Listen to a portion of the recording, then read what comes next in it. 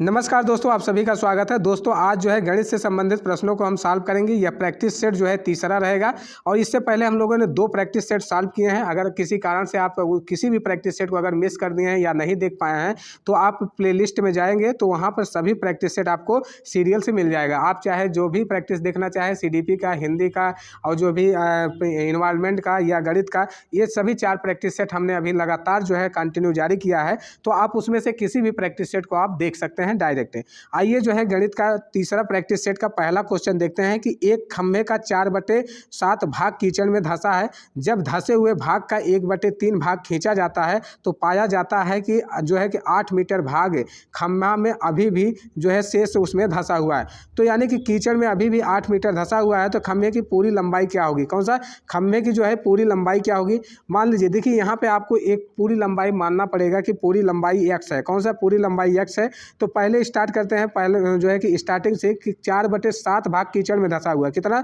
4/7 भाग जो है x में से 4/7 भाग कीचड़ में धंसा हुआ है। उसके बाद जो है कितने भाग को खींचने पर जो है निकला है, यानी कि 1/3 भाग को, यानी कि 4/7 में से x में से 1/3 भाग को अगर खींचा जाता है फिर भी 8 मीटर बच जाता है। बराबर करेंगे प्रश्नानुसार, इस प्रकार इसको लिखेंगे, 8 मीटर अभी भी यह बच जाता है। तो अब देखिए इसको आप एलसीएम ले लीजिए। जब एलसीएम लेंगे तो आपको मिलेगा कितना? 7 त्रिक 21, 21 जो है आपको एलसीएम मिल जाएगा। कितना मिलेगा? 21 जो है आपका एलसीएम मिल जाएगा। ठीक, अब देखिए यहाँ पे जो 7 है इसको जब आप डिवाइड करेंगे 21 को तो 7 त्रिक 21 3 बार में जाएगा। 3 को जो है 4 से मल्टीप्लाई करेंगे तो 4 तिहाई 12 x आएगा। उसके बाद यहाँ पे पूरा 21 से कट जाएगा तो 4x आएगा। कितना? 4x आ जाएगा। अब बराबर हमारा कितना है? 8 है। कितना है? 8 है। अब देखिए इसको आपको घटाना है कि 12x माइनस 4x बराबर कितना हो जाएगा? 8x बटे आपका 21 बराबर जो है आपका 8 है। ठीक, 8 से 8 इसको जो है डिवाइड कर देंगे तो x बराबर जो है 21 मीटर जो है खंभे की पूरी लंबाई है। कितना है? 21 मीटर जो है खंभे की पूरी लंबाई है। अगर आपको समझ में आ गया होगा तो बहुत अच्छी बात है। अगर किसी कारण से अगर नहीं आ रहा है तो आप वीडियो को जो है दोबारा इसको देख लीजिएगा। दूसरा क्वेश्चन है कि A और B किसी काम को 12 दिन में कर सकते हैं और B और C उसी काम को जो है 15 दिन में तथा C और A उसी काम को जो है 20 दिन में कर सकते हैं। तो A अकेला उस काम को कितने दिन में करेगा? उसी काम को, कौन सा? जो वो लोग 2 लोग मिलकर कर रहे हैं वह A अकेला उस काम को कैसे करेगा? देखिए अगर शॉर्टकट अगर लिखना है तो आपको पहले आप लिख सकते हैं A और B। कौन सा? A और B काम को 12 दिन में करते हैं और B और C कितना दिया है? B और C जो है 15 दिन में करते हैं, जबकि और C और A कौन सा? उसी काम को C और A कितने दिन में? 20 दिन में करते हैं। देखिए अगर टोटल कामों को देखा जाए, टोटल काम कितने हो रहे हैं?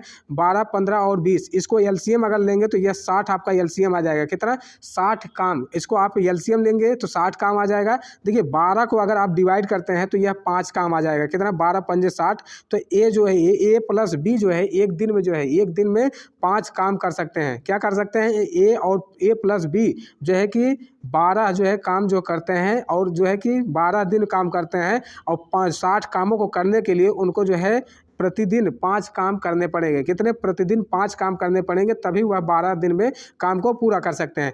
B और C 15 दिन में करते हैं और 15 चौके 60, यानी कि 4 काम अगर डेली करेंगे तो वह जो है कि 60 कामों को 15 दिन में कर सकते हैं। इसी प्रकार C और A जो है 20 दिन में करते हैं। अगर 60 काम को इसको करना है तो 3 काम जो है डेली इन दोनों लोग मिलकर अगर करेंगे तो यह 60 दिन में कर सकते हैं। अगर मान लीजिए अगर हम तीनों को जोड़ देते हैं, कौन सा? ये 60 काम है। देखिए A plus B plus C और C प्लस A, अगर इसको जोड़ते हैं तो यहाँ पे आपको मिलेगा 2 A है, ठीक, 2 B है और 2 C है। तो यहाँ पे मिल जाएगा 2 कोष्ठक में A plus B plus C। कौन सा? 2 कोष्ठक में A plus B plus C। और ये टोटल काम कितने हैं? यहाँ पे 5 काम और ये जो है कि 4 और ये 3। कितना ये लोग मिलकर कर रहे हैं? तो यहाँ पे 9 4 जो है 4 4 5 4 9 और 9 3 12। कितना? 12, यानी कि 2 कोष्ठक में A plus B plus C जो है 12 काम करते हैं। कितना? 12 काम करते हैं। अगर A प्लस B, कौन सा? A plus B plus C बराबर अगर निकाला जाए, 2 से डिवाइड करेंगे तो 12 में अगर 2 से डिवाइड करेंगे 6 काम आ जाएगा। कितना? A plus B plus C तीनों मिलकर अगर काम करते हैं डेली जो है और जो है 6 काम करते हैं तो वह कितने दिन में कर लेंगे? देखिए अब यहाँ से जो है आपको B और C का जो काम है, कौन सा? B और C जो है 4 काम करते हैं। कितना? 4 काम करते हैं। अगर 4 कामों को अगर इसमें 6 में से घटाएंगे तो ए बराबर आ जाएगा 2 काम। ए जो है प्रतिदिन जो है 2 काम करता है। ठीक, अब देखिए यहाँ से आपको समझ में आ गया होगा कि ए जो है क्या, ए जो है कि 2 काम जो है डेली कर रहा है। कितना? ए जो है 2 काम डेली कर रहा है। अगर इसको 60 काम करना रहे तो कितने दिन में कर सकता है? मान लीजिए किसी कार्य को 2 यूनिट कर रहा है, मान लीजिए कोई भी काम है 2 यूनिट कर रहा है, तो वह 60 दिनों 60 काम को करने में कितना समय लगेगा? इसको आप 2 से डिवाइड कर देंगे तो 30 दिन लगेगा। कितना? 30 दिन। तो यहाँ पर जो है 30 जो है इसका आंसर हो जाएगा। दूसरा का सी वाला विकल्प सही हो जाएगा। यानी कि ए जो है अकेले जो है, ए जो है पूरे काम को अकेले 30 दिन में इसको सॉल्व कर सकता है, यानी कि उसको कर सकता है।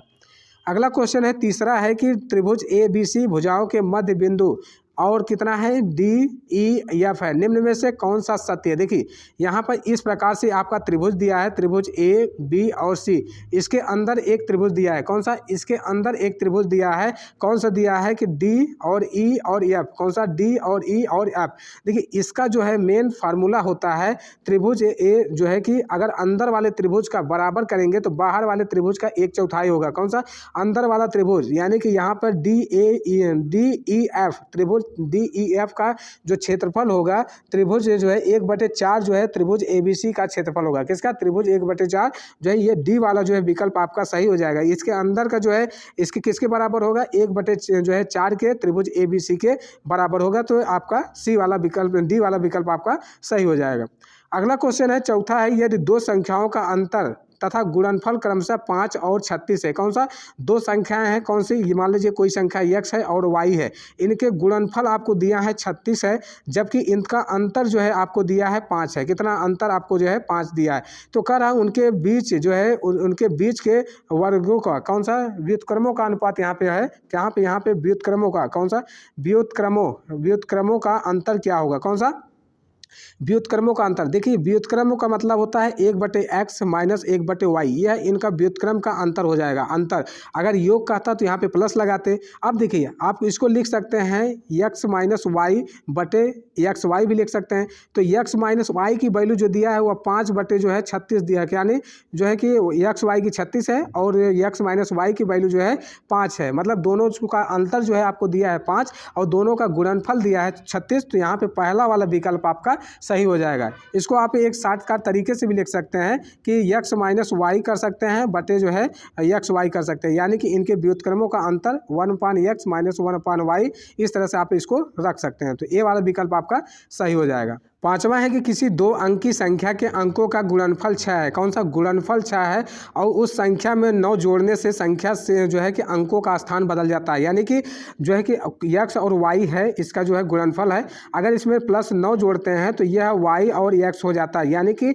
2 अंकों की संख्या है। कौन सा? 2 अंकों की संख्या है। तो इसको देखिए आप विकल्प के माध्यम से भी कर सकते हैं। मान लीजिए कोई भी विकल्प आप ले लीजिए, 2 अंकों का उसका गुणनफल जो है, यानी कि दोनों अंक जो है गुणनफल 6 आना चाहिए। तो 6 किस में आ रहा है? पहले में आ रहा है और तीसरे जो है चौथे में, यानी कि दोनों विकल्प ये वाला गलत हो जाएगा। विकल्प के हिसाब से देखें तो इसमें अगर हम 9 जोड़ते हैं तो यहाँ पे 9 6 15 हो जाएगा, यानी कि यह 25 आ जाएगा। तो 25 मतलब इसके अंक का स्थान नहीं बदल पा रहा है। अगर जो है आपका डी वाला देखा जाए तो डी वाले में 23 है, तो अगर इसको अगर जोड़ा जाए तो यह 32 हो जाएगा। कितना? 32, यानी कि यह अंकों का स्थान बदल जा रहा है। कौन सा?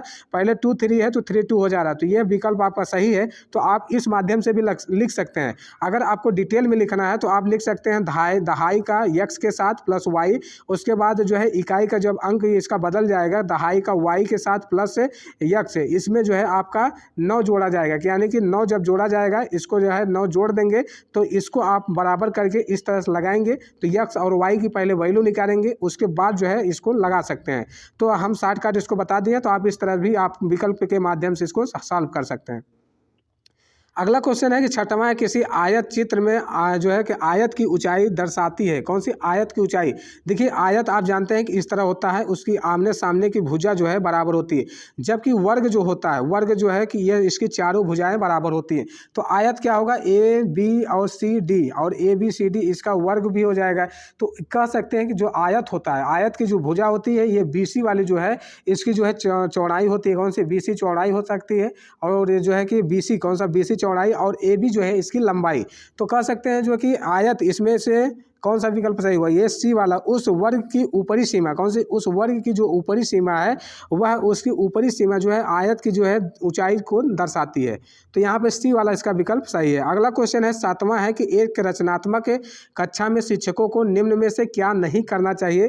पहला ऑप्शन है कि विद्यार्थियों को प्रश्नों के हल ढूंढने के लिए अपनी नीतियाँ विकसित करने देना, और बी है कि विद्यार्थियों को सूत्र रटने के लिए कहना, और सी है ऐसी परिस्थितियां बनाना जिसमें विद्यार्थी हल खोजने में प्रवृत्त हों, और विद्यार्थियों को गणितीय साधनों में अपने अर्थ को बनाए रखने देना। देखिए यहाँ पे आपको क्या करना चाहिए, नहीं वाला शब्द है तो यहाँ पे सूत्र को रटने नहीं देना है। बाकी सभी जो है विकल्प एक तरह से संगत को दर्शा रहे हैं, यानी पॉजिटिव को एक तरह से दर्शा रहे हैं, तो यहाँ पे बी वाला आपका सही हो जाएगा। अगला क्वेश्चन है कि 8वां है कि दो कोटि पूरक कोणों का अंतर अगर 40 है तो दोनों संख्याएं जो है, दोनों कोण कौन कौन से है? कौन सा?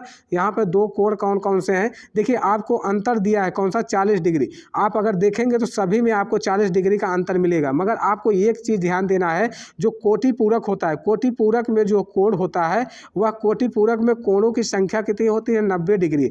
आप इसमें से अगर जोड़िए जो 90 डिग्री हो, पहले उसको आप लीजिए, तो 90 डिग्री में आपको सी वाले विकल्प ही मिल रहा है। कौन सा? ये बाकी इसमें 100 और इसमें 180 मिल रहा है, जबकि आपको सी वाले विकल्प पर 90 मिल रहा है। तो अगर हल करना रहे तो कैसे लिख सकते हैं? मान लीजिए एक कोटि पूरक कोण आपको x है और दूसरा जो है 90 माइनस एक्स है। कितना? 90 माइनस एक्स, क्योंकि 90 में से ही इसको घटाना है। कितना?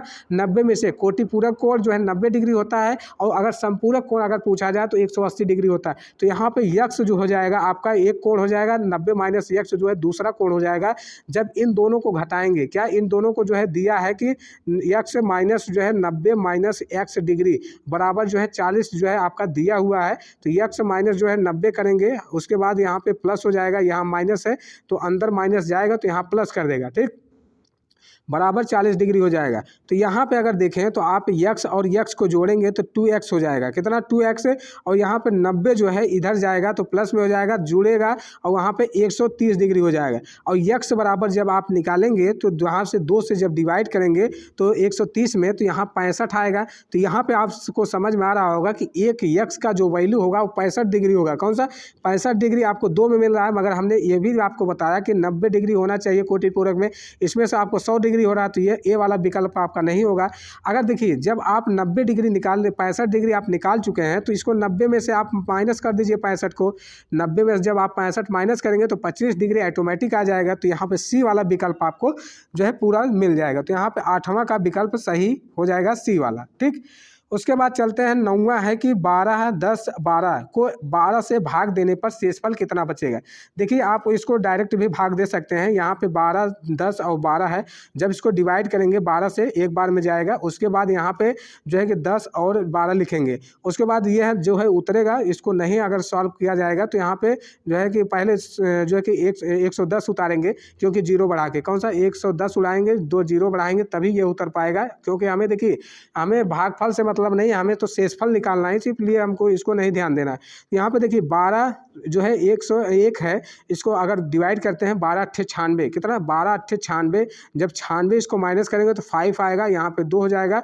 अब 5 अगर 2 उतारेंगे तो यहाँ पे 52 है। 12 से जब इसको डिवाइड करें 12 से 48 है, 48 जब इसमें से माइनस करेंगे तो 4 बचेगा। कितना? तो यहाँ पे शेषफल आपका 4 आ जाएगा। 9वां का आपका आंसर डी हो जाएगा, 4 शेषफल उसका आ जाएगा।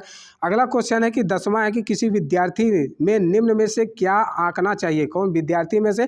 पहला है गणितीय संप्रेषण, बी है बिना समझे जो है कि रखने की क्षमता, क्या बिना समझे जो है क्षमता रखने, और सी है शिक्षक को सुनने की क्षमता, और डी है अवधारणाएं न समझने पर भी प्रश्न पूछने की प्रवृत्ति होनी चाहिए। 10वां का जो क्वेश्चन है यह डी वाला विकल्प आपका सही है कि शिक्षक के द्वारा जो है अवधारणाएं जो होता है, यानी कि शिक्षक जो है कक्षा कक्ष में अध्ययन कराते समय विद्यार्थी में यह ध्यान देना जो है कि इसके कार्य में जो है कैसा जो है कि अंतर आ रहा है कि नहीं आ रहा है, इसको समझ में आ रहा है कि नहीं आ रहा है, कि उसके अवधारणा समझाने पर जो है प्रश्न पूछने की प्रवृत्ति उसमें होना चाहिए। यानी कि यह शिक्षक का जो है बच्चे को आंकने का जो है महत्वपूर्ण यह कर्तव्य होता है।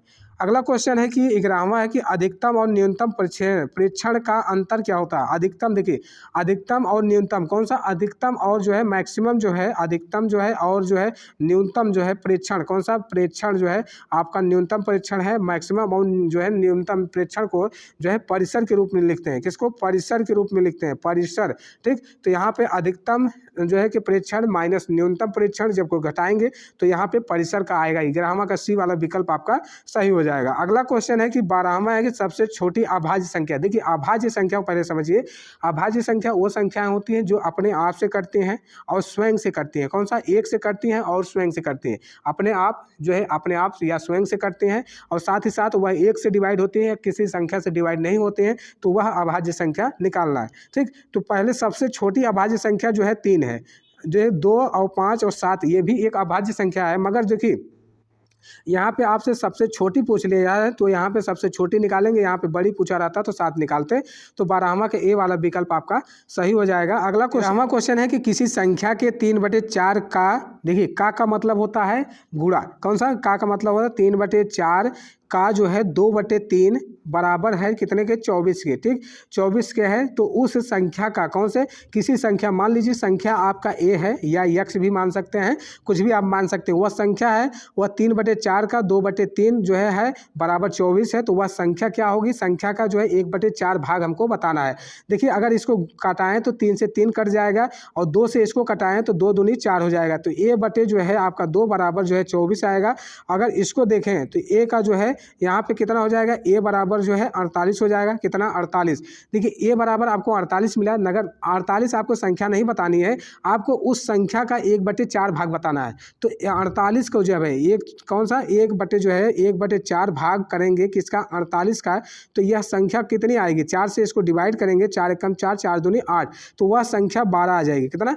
12 आंसर आ जाएगा। तो संख्या, वह संख्या 1/4 संख्या जो होगी वह 12 संख्या होगी, यानी कि बी वाला विकल्प आपका सही हो जाएगा। 14वां क्वेश्चन है कि 7 + 2 रूट जो है 10 है का वर्गमूल होगा। कौन सा? 7 + 2 रूट जो है आपका 10 है, तो इसका वर्गमूल निकालना है। कौन सा वर्गमूल? मतलब इसको करनी के अंदर इसको रखेंगे। देखिए अब इसको ऐसे ब्रेक करना है कि एक स्क्वायर का रूप बने और बाहर निकालना हो हमको, क्योंकि इसका वर्गमूल जो है बाहर निकलेगा तब ये वर्गमूल का रूप बनेगा। देखिए 7 को आप 2 भागों में इसको लिख सकते हैं, 2 + 5 लिख सकते हैं। कितना? 2 + 5 लिख सकते हैं। और प्लस जो है आपका 2 को जो है रूट जो है 10 को जो है कि 2 रूट जो है 2 × 5 लिख सकते हैं। 5 दूनी 10 हो जाएगा।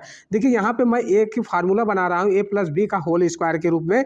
तो यहाँ पे आपका जो है 2 को √2 के अंदर ही होल वर्ग लिख सकते हैं। कितना? √2 के अंदर ही होल वर्ग लिख सकते हैं। ये पूरे के अंदर रहेगा, यानी कि पूरा रूट के अंदर रहेगा। प्लस यानी कि √2 का अगर स्क्वायर करते हैं 2 ही होगा। तो यहाँ पे हो जाएगा 5 का रूट में स्क्वायर कर देंगे तो यहाँ पे हो जाएगा प्लस, उसको लिखेंगे 2 कोष्टक में, उसके बाद √2 × रूट जो है 5। देखिए यहाँ पे आपको एक फार्मूला बन गया है a² + b² + 2ab। कौन सा? a² + 2² 2ab। तो यहाँ पे लिख सकते हैं कौन सा? √2। कौन सा? √2 प्लस जो है √5। तो ये आपका जो है आंसर आ जाएगा। तो यहाँ पे सी वाला विकल्प आपका सही हो जाएगा। देखिए यहाँ पे जो फार्मूला बना a + b का जो है होल वर्ग बना, इसको a² + b² + 2ab के रूप में इसको लिख सकते हैं, जो आपका आया था। अगर इसको करने में रहेगा तो ये a + b हो जाएगा। तो यही रूप यहाँ पे लिखा गया है। ठीक, तो यहाँ पे सी वाला विकल्प आपका सही हो जाएगा।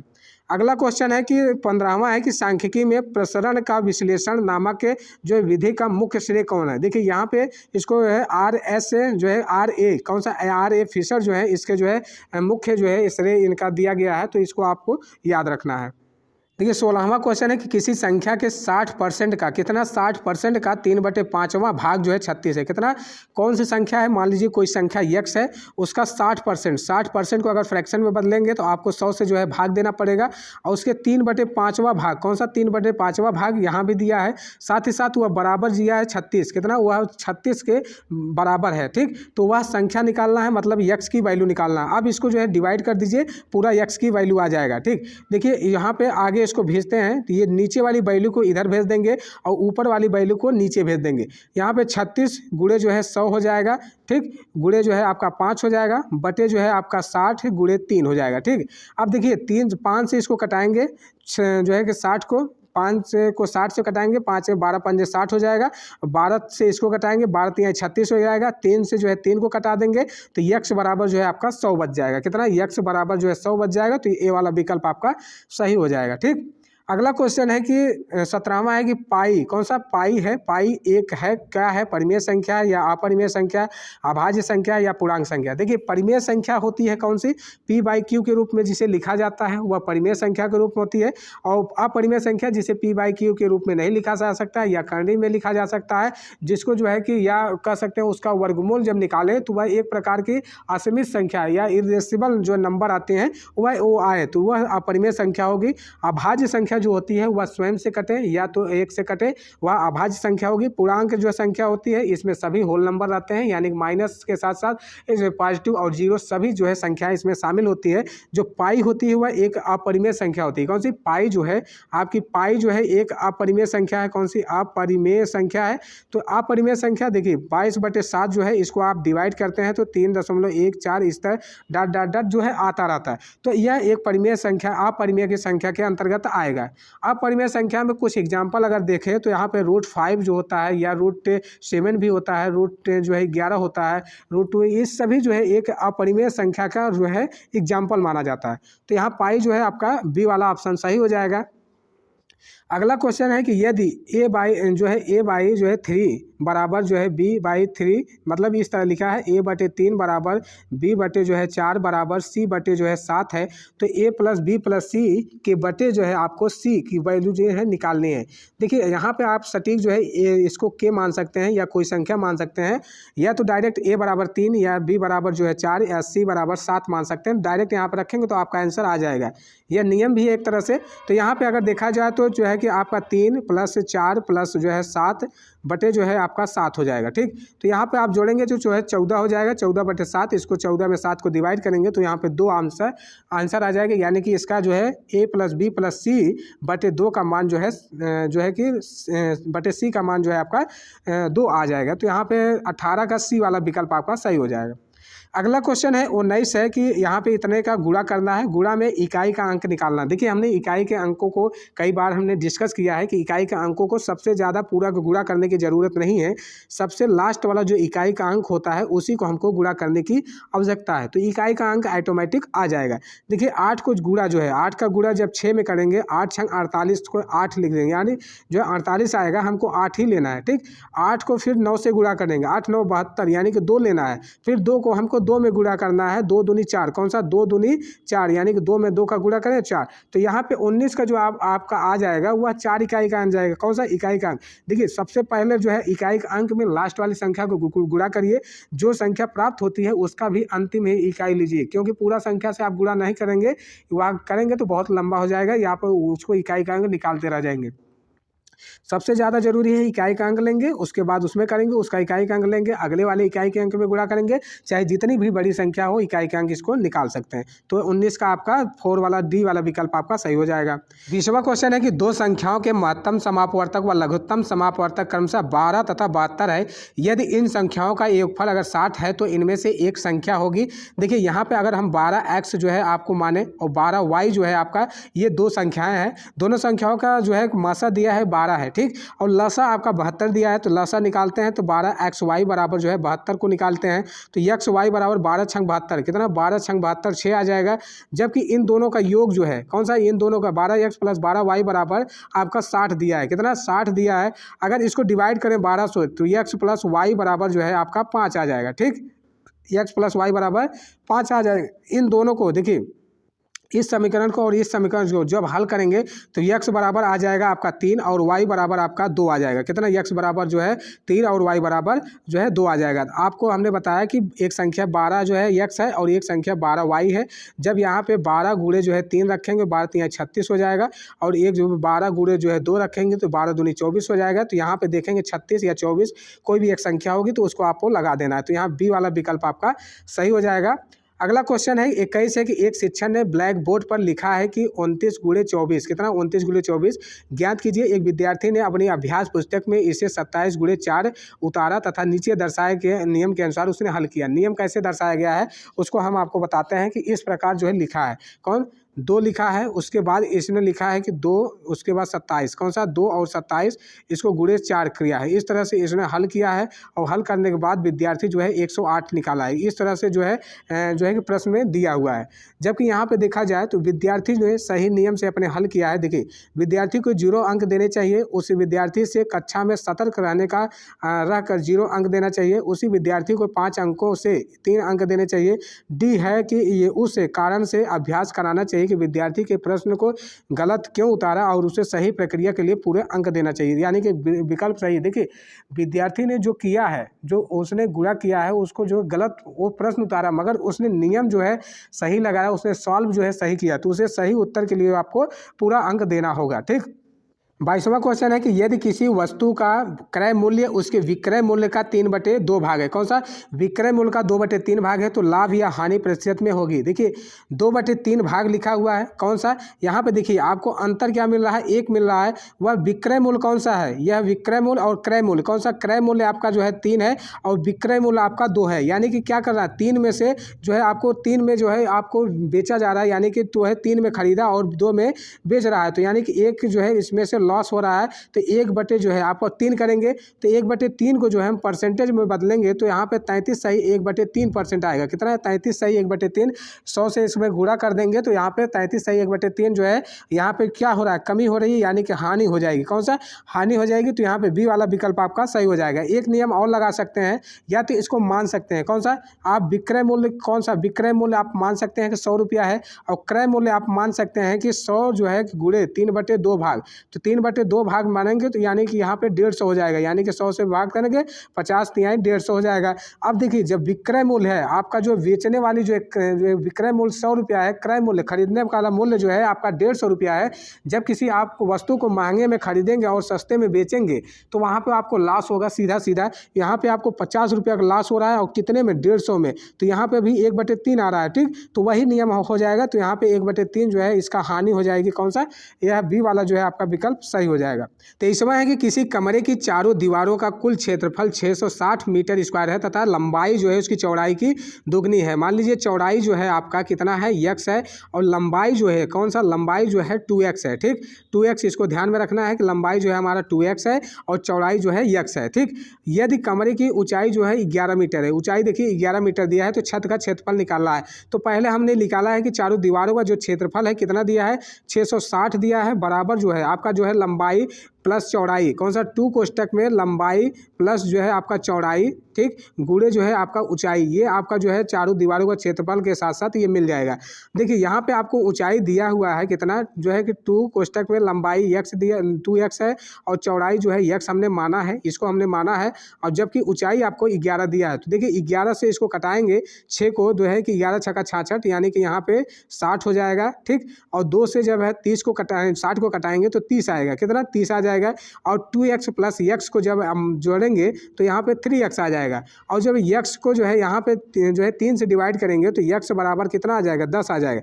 यहाँ पे x की वैल्यू कितना आई, 10। ठीक, चौड़ाई कितना आ गई, 10, और लंबाई 2x है, तो यहाँ पे 10 में 2 का गुणा कर देंगे तो 2x के बदले जो है कि 20 हो जाएगा, कितना, लंबाई जो है 20 हो जाएगी और चौड़ाई जो है आपका 10 आ जाएगा। ठीक, अब देखिए लंबाई गुणे जो है चौड़ाई, कौन सा, लंबाई गुणे चौड़ाई अगर आप करते हैं 10 गुणे 20 अगर आप करते हैं तो यह छत का क्षेत्रफल आ जाएगा। किसका, छत का क्षेत्रफल आ जाएगा। तो इसको आप लिख सकते हैं 200 जो है मीटर स्क्वायर, कौन सा, 200 मीटर स्क्वायर ये छत का क्षेत्रफल आ जाएगा। तो 23 का जो है ए वाला विकल्प आपका सही हो जाएगा। देखिए 24वां क्वेश्चन है कि यदि संख्या जो है 604 डैश डैश उसके बाद जो है 6 दिया है, 11 से विभाजित जो है विभाज्य होती है, तो रिक्त स्थान पर जो है पूर्णांक जो होगा वह क्या होगा, यानी कि यहाँ पे जो डैश है वह कौन सी संख्या आएगी। देखिए यहाँ पे 6 दिया है, 0 दिया है, 4 दिया है, साथ ही साथ डैश दिया है, उसके बाद 6 दिया है, तो 11 से इसको विभाजित करने पर जो है स्थान होगा वो क्या मिलेगा। देखिए कौन सी ऐसी संख्या आएगी जो 11 से विभाजित हो जाएगी। देखिए सबसे पहले जो है विषम संख्याओं को हम लेंगे, तो विषम संख्या हमको कितना मिल रही है, 6 मिल रहा है, प्लस 4 मिल रहा है, प्लस जो है आपका 6 मिल रहा है, साथ ही साथ माइनस करेंगे और जो है सम संख्याओं को ऐड करेंगे, साथ ही साथ 11 को भी हम इसको घटाएंगे, किसको ऐड नहीं करेंगे, सॉरी इसको घटाएंगे। 0 जो है 0 माइनस जो है आपका डैश, उसके बाद जो है आपका संख्या जो है आ गई, कौन सी संख्या है, मान लीजिए x है। ठीक, माइनस में x है, साथ ही साथ -11 है और बराबर जो है 0 आना चाहिए। कितना है? बराबर 0 आना चाहिए। आप इसको जब जोड़ेंगे तो यह 16 आ जाएगी, माइनस जो है आपका x आ जाएगा, -11 आएगा, बराबर 0 आ जाएगा। x को जो है इस साइड ले जाते हैं, ठीक। और 11 में से जब 6 को 11 घटाएंगे तो 11 जो है निगेटिव में कम है, तो यहाँ पे जो है 5 बचेगा। कितना? 5 बचेगा। तो x की वैल्यू जो है आपकी 5 आ जाएगी। कितना? x की वैल्यू 5 आ जाएगी। तो ये 24 वाला जो है डी आंसर हो जाएगा। 25वां क्वेश्चन है कि 20वीं सदी के स्वशिक्षित भारतीय गणितीय प्रतिभावान व्यक्ति कौन थे? देखिए, आर्यभट्ट हैं, श्रीधराचार्य हैं, या श्रीनिवासन रामानुजन है और हरिश्चंद्र हैं। देखिए यहाँ पे जो है सी वाला इसका विकल्प सही हो जाएगा कि श्रीनिवास जो है कि रामानुजाचार्य जो है यह भारतीय गणितज्ञ के जो है कि व्यक्ति थे, ठीक। उसके बाद अगला क्वेश्चन चले 26वां है कि दो संख्याओं में से बड़ी संख्या का दोगुना कौन सी? बड़ी संख्या का दोगुना और छोटी संख्या का 5 गुना। देखिए समीकरण को हम लिख देते हैं। पहली संख्या कौन सी? बड़ी संख्या मान लीजिए आप जो है x मान लेते हैं और छोटी संख्या को y मान लेते हैं, ठीक। बड़ी संख्या क्या है? दोगुना है, 2x है, और उसके बाद जो है छोटी संख्या जो है 5 गुने से ज़्यादा है। कौन सी? 5 गुने से जो है ज़्यादा है, यानी कि उसके 5 गुने से ज़्यादा है, माइनस जो है 5, इसका जो है बड़ी संख्या और छोटी संख्या, ठीक। बराबर जो है कितना हो जाएगा? यह 3 हो जाएगा। कौन? 3, यानी कि 3 जो है इसके ज़्यादा है। अगली कड़ी है कि बड़ी संख्या 4 गुने से छोटी संख्या 3 गुने का योग जो है 71 है। कौन सी? बड़ी संख्या जो है, इसका बड़ी संख्या x है, 4x माइनस जो है आपका जो है 3 या y बराबर जो है 71 है। कौन सा? 71 है, यहाँ पे प्लस है, योग है, इसका योग है। अब देखिए समीकरण आपका एक ये बन गया, एक 2 बन गया, ठीक। अब देखिए पहले वाले समीकरण को हम बराबर करेंगे, यहाँ पे 2 से मल्टीप्लाई कर देंगे तो 4x माइनस 10y बराबर जो है 6 आ जाएगा, तो यह घट जाएगा। तो पहला इसी समीकरण को हम लिख के नीचे लिख देते हैं। तो 4x माइनस जो है आपका कितना हो जाएगा? 10y, फिर आपका बराबर हो जाएगा 10y के बाद 3 दूनी 6 हो जाएगा। अब इन संख्याओं को घटाएंगे तो 4x से 4x कट जाएगा और यहाँ पे जो है इसका प्लस हो जाएगा। कौन सा? इसको प्लस हो जाएगा, तो यहाँ पे 13 आ जाएगा। 13y बराबर जो है 65 आ जाएगा। कितना? 65। तो y बराबर जो है कितना आएगा आपका? 13 × 5 = 65। यहाँ पे y बराबर 5 आएगा। कितना? y बराबर 5 हो जाएगा। तो आपको लिखना है y बराबर 5। कौन सी संख्या? y बराबर 5 यहाँ पे सी वाले विकल्प में आ गया है। अब इसी संख्या को पहले वाले समीकरण में अगर रख देते हैं तो यहाँ पे पहला समीकरण हमने बनाया था 2x माइनस 5y बराबर 3 बनाया था। तो यहाँ पे अगर 5 गुणे जो है 5 y बराबर 5 की वैल्यू रखते हैं तो यहाँ पे आपका समीकरण जो है x की वैल्यू भी आ जाएगी। तो यहाँ पे 5 × 5 = 25, यहाँ पे जाएगा तो 25 × 3 = 28 हो जाएगा। 28 में जब 2 के भाग देंगे तो 14 दूनी 28। तो यहाँ पे 14 और 5, कौन सी? 14 और y बराबर 5 और जो है x बराबर 14 आ रहा है। तो यहाँ पे सी वाला विकल्प आपका सही हो जाएगा। अगला क्वेश्चन है 27 है कि 5 सेमी भुजा वाले एक घन के सभी जो है फलकों पर रंग लगाया जाता है। तो यदि 1 सेमी क्यू वाले घन में काटा जाता है तो 1 सेमी कितने घनों को केवल एक फलक पर रंग लगेगा? मान लीजिए आपका जो है ये 5 फलक है। कौन सा? यहाँ पे आपको ध्यान देना है कि 5 फलक है, 5 फलक में घन लगाया जाता है। तो घन में देखिए यहाँ पे जो किनारे वाला जो फलक होगा, 5 फलक किनारे वाला और 5 फलक ये किनारे वाला जो भी होगा, उसमें जो है 2-2 या 3-3, किसी पे 2 या किसी में 3 जो है फलक में रंग लगेगा। जबकि इसके जो अंदर वाले जो 3 फलक होंगे, यानी कि जो है दूसरा और तीसरा और चौथा जो फलक होगा, इस पे एक रंग लगेगा। इसी प्रकार जो है पहले पे पार्ट में 3 फलक पे जो है कि रंग लगेगा और दूसरे पर भी 3 लगेगा और तीसरे पर भी 3। जैसे कि यहाँ पे 3 × 3 = 9 हो जाएगा।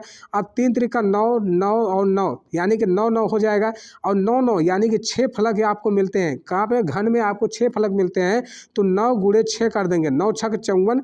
तो यहाँ पे 54 आपका आंसर हो जाएगा। कितना? 54 जो है आपका डी वाले विकल्प में जो है 27 का जो है 54 आपका आंसर हो जाएगा। डी वाला जो है विकल्प आपका सही हो जाएगा। तो इसको आप इस तरह से लगा सकते हैं।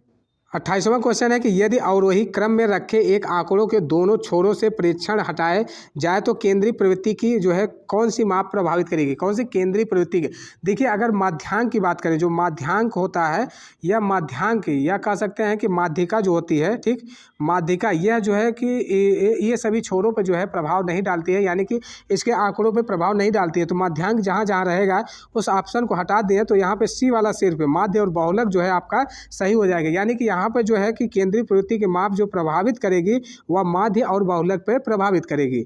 अगला क्वेश्चन है कि आपका 29वां क्वेश्चन है कि किसी प्राकृतिक संख्या का प्रत्येक अंक या तो 3 या 4 से, कौन सा 3 है और जो है 4 से, वह संख्या 3 और 4 से दोनों से विभाजित होती है, तो ऐसी सबसे छोटी संख्या कौन सी होगी।